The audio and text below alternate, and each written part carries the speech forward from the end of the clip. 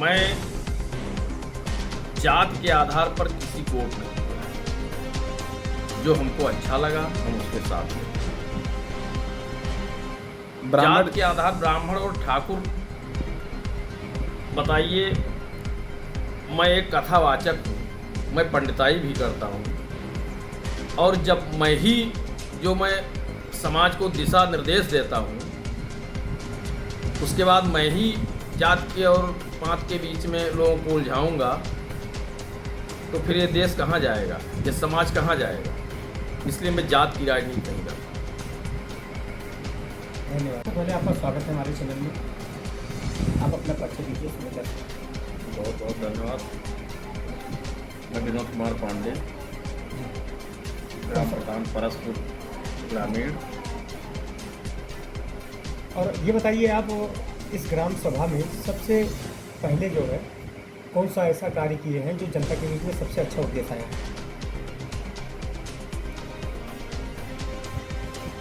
हमारे ग्राम पंचायत में जो ग्रामीण गांव में बिजली की बहुत बड़ी समस्या थी, वहाँ पर लाइट की कोई व्यवस्था नहीं। जब मैं पहली बार प्रधान हुआ तो मैंने क्योंकि चुनाव में वादा किया था कि रामचेरे पुरवा व गंगापुरवा नयापुरवा थाली में विद्युतीकरण कराएंगे। आज़ादी से लेकर के अब तक विद्युतीकरण वहाँ नहीं हुआ।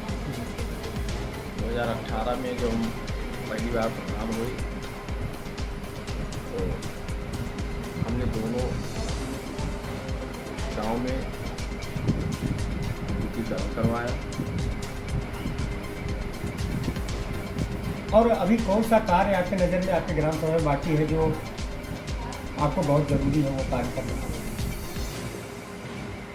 बड़े बड़े प्रोजेक्ट बचे हुए, जैसे गंगापुरवा से जब्दा के लिए सड़क दी जाती है, पूरे ग्रामीण का वहाँ खेत पात है, और पूरे बलदेव पंडित पुरवा से भी जब्दा के लिए संपर्क मार्ग जाता है जो बसका रोड में जुड़ा हुआ है। शासन स्तर से हमने मांग की है, विधायक जी को हमने लिख के दिया है। अगर 2-3 प्रोजेक्ट ये हो जाए तो हमारा ग्राम पंचायत संतुष्ट हो जाएगा। अच्छा, आगामी 2027 के चुनाव में आप अपने जनता से क्या अपील करना चाहेंगे? हम कोशिश यही करेंगे कि अगर ये दोनों प्रोजेक्ट बन गए तो फिर जनता को बहुत ज़्यादा दिक्कत रह गया गांव की, तो गांव को हमने लमसम संपर्क मार्ग से जोड़ दिया। एक ग्राम था मकरन पुरवा, जो आज़ादी से लेकर के अभी तक कोई सड़क ही नहीं। हमने विधायक अजय सिंह से मांग किया कि इस गांव के लिए कोई सड़क नहीं है, गलई नाला में पुलिया आप बनवा दीजिए, तो कम से कम हम मिट्टी पटाई का ही कार्य करके गांव के लिए आने जाने का मार्ग हो जाए। तो विधायक जी ने हमारी मांग मानते हुए उन्होंने पुल बनवाया। फिर हमने मनरेगा से उस सड़क को पटवा करके और मकरन पुरवा को संपर्क मार्ग से जोड़ा। उसके लिए विधायक जी से भी मांग किया है कि उसकी RCC या इंटरलॉकिंग कुछ कर दिया जाए तो संतुष्ट हो जाएगा।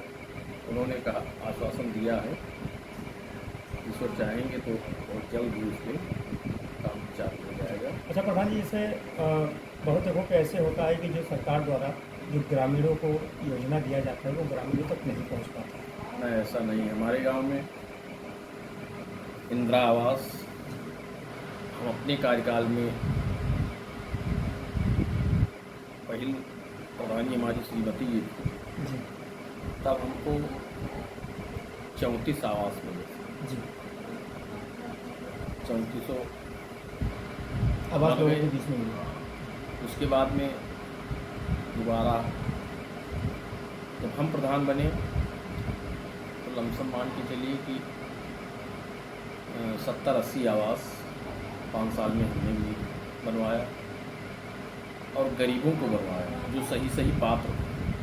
लमसम में मान के चलिए कि 200 वृद्धा विधवा विकलांग पेंशन हमने संतृप्त कराया अपने गांव पंचायत के लिए। और जो भी इंडिया मार्का हैंडपम्प हैं समय समय पर उसका रिव्यू भी करवाते हैं। नया पंचायत भवन भी हमने बनवाया। प्रधान जी, हमने आपके ग्रामीण लोगों से बात किया, उनकी अपेक्षा गौशाला को लेकर के है अभी। गौशाला हमारी बगल की गांव पंचायत में है और बगल अगले वर्ष में हम कोशिश करेंगे कि हमारे भी गांव पंचायत में गौशाला हो जाए और पूरा प्रयास करेंगे।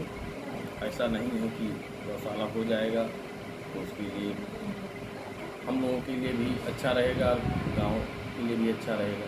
आगामी चुनाव को लेकर आपने किस प्रकार से रोड मैप तैयार किया है? हम जैसे जनता के लिए सरल थे वैसे सरल हैं, वैसे रहेंगे। अब ये जनता क्या करेगी, ये जनता का फैसला करना है और हम जैसे थे वैसे ही रहेंगे। ना हमने किसी के साथ भेदभाव किया है, मतलब कार्य करने में, और ना करेंगे। आपके नेतृत्व में आपकी ग्राम सभा में लगभग कितने मीटर सड़क बनवाई गई है? लगभग मान के चलिए कि